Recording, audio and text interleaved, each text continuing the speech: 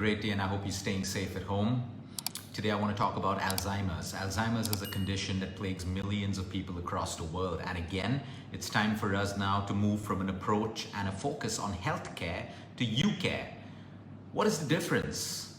You care focuses on you and the right kind of health that you need to add into your life.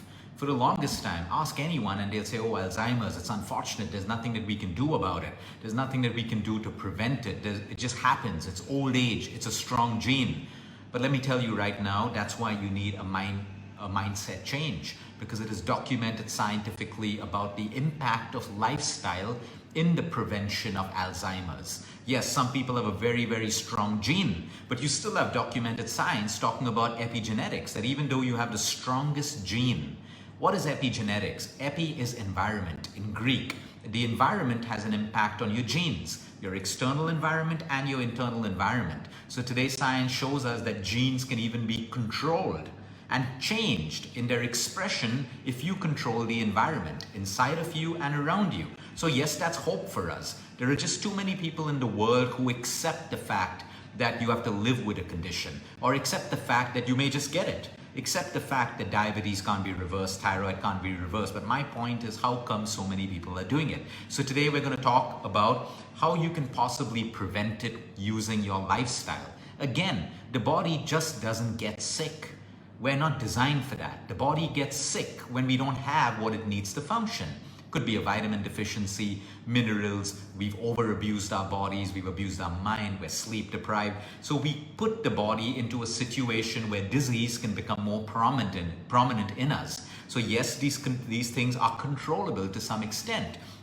What I talk about today, also if someone has Alzheimer's, it's the same protocol. You can make it better. I'm not saying you can reverse a full-grown Alzheimer's, but can you make it better? Can you improve the quality of the patient's life? Absolutely yes. But we need to understand and believe in that first, because otherwise we just believe in the limitations of allopathy. I'm not against that. If you have Alzheimer's and you're given a medication, take it.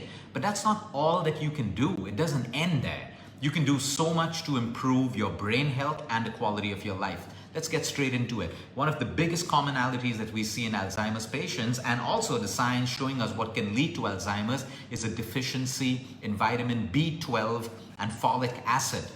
And when you go into publications, medical and scientific, and you just try to find out what are the diseases related to B12 deficiency and folic acid, it's not just Alzheimer's. It's connected with almost every possible disease out there, be it a cancer, be it infertility, be it Parkinson's, be it dementia, be it obesity, be it body pain, be it cognitive brain disorders. It's linked with everything. We have to get the basics right. Yes, there's one side where we're sold complication and we can buy into complication, but what about the basics that we should be doing every single day? That's what needs to be highlighted, and that's what preventive medicine and preventive health is all about. What are the things that we can do? So yes, you should be checking your B12 levels. You should be eating a diet which is balanced, that gives you B complexes and your folic acid. The same way a gynecologist will tell you to prepare and take your folic acid for a woman just before pregnancy, because it is required for the overall growth of the baby. It is required for new life, development of the neurological system, the baby's brain, and everything else. So what makes us think that we can get lax or complacent with our B12 and folic acid as we age? All the more reason that we need more and more of it within the right dosages. So B12 and folic acid, you should be checking it right now, because Alzheimer's just doesn't happen. It is the slow death of your brain cells. It is the accumulation of a protein, as we know, the beta amyloids, which accumulate in our brains, and our system can't clear it out. And that's why we start forgetting. That's why we start having the symptoms of Alzheimer's.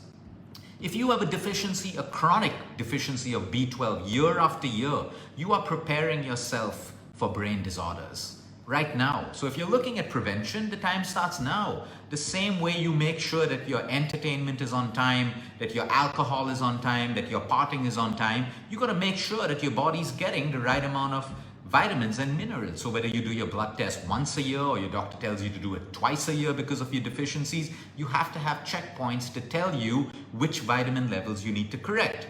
Number two, high homocysteine levels. If you have high homocysteine levels, it's mostly because you have low B12 levels. So as you bump up your B12, your homocysteine comes down, but it's a great indicator to know your B12 and also to look at the amount of inflammation that you have in your body.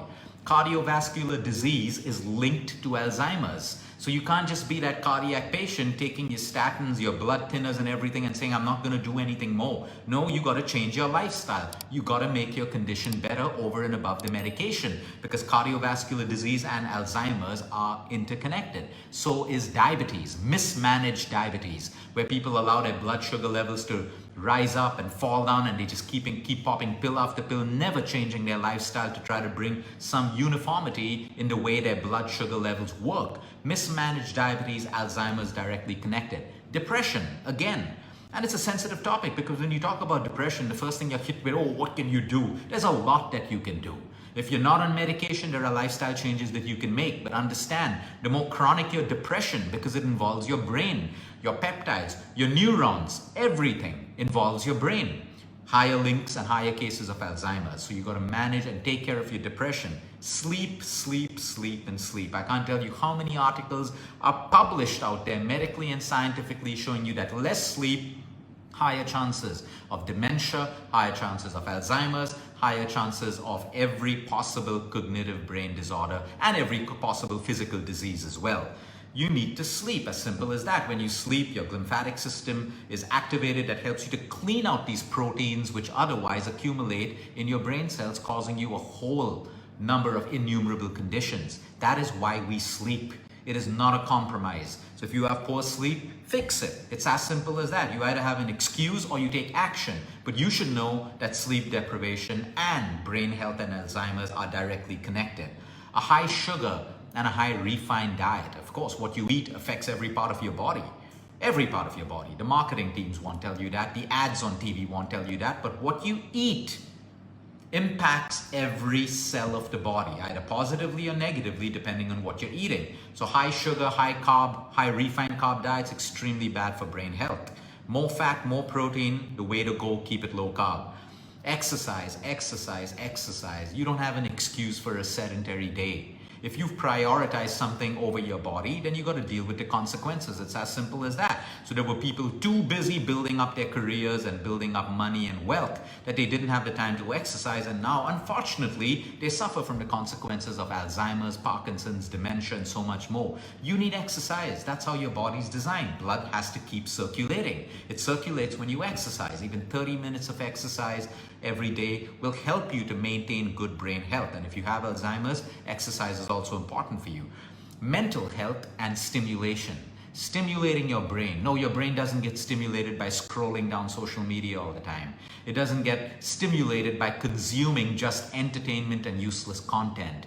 Puzzles, games, playing, conversations with people that can stimulate thinking, reasoning, logic. This is great for mental health and plays a huge role in the prevention of Alzheimer's and also in improving the quality of a patient who has Alzheimer's. You got to keep stimulating the brain. A beautiful way of stimulating the brain as we age is looking back at photographs, memories, replaying our childhood, the good parts of it, everything else that makes you think. Go back deep into your mind. Is brain stimulation extremely important? The circadian way of living, which is early dinners and early sleep. If your brain needs to work the right way, it works with rhythm, light and dark. And if you want to improve your brain health, you have to start living the circadian way. An important point that comes up medically is also checking your hearing. Because if you have hearing loss, and if you need a hearing aid, it's a good thing, because brain function declines if we're trying to hear all the time and we can't hear and we miss out on conversations with people. Stimulation decreases. So if you have a hearing problem, getting a hearing aid can also help you with your overall brain health. The vitamins involved, which are documented and we all know, are vitamin C, vitamin E, your omega-3s, your vitamin D3, your B12, and your folic acid. All of this comes from a balanced diet. But if you're doing a fad diet because you just want to lose weight all the time, you want to be careful that you don't lose your brain health as you age. When you eat a balanced diet, or if your doctor supplemented because you can't get that kind of nutrition according to the diet you're eating, then you got to supplement it under supervision. But we need vitamin E, we need vitamin C, B12, folic acid, D3, and your omegas, your good fats. And then again, social circles. How are you in social circles? Is your socializing uplifting for you? Do you feel good or does it stress you out? Loneliness has a big connection psychosomatically with Alzheimer's, with dementia, all of that, because human beings are meant to communicate, to talk, to be in relationships. If you're not in a relationship, you have your friends, your family, and people around. It's very, very important for us to understand that socializing the healthy way is extremely important for your brain health. So you see, there's a lot that you can do. There's a lot that you can do. The first thing is, what am I doing and what am I not doing? And start to fix that before you start looking at complication. It's always simplicity first, and usually it works. Have a great day, everyone. Until next time, eat smart, move more, sleep right, and breathe deep. And remember, you care is all about you.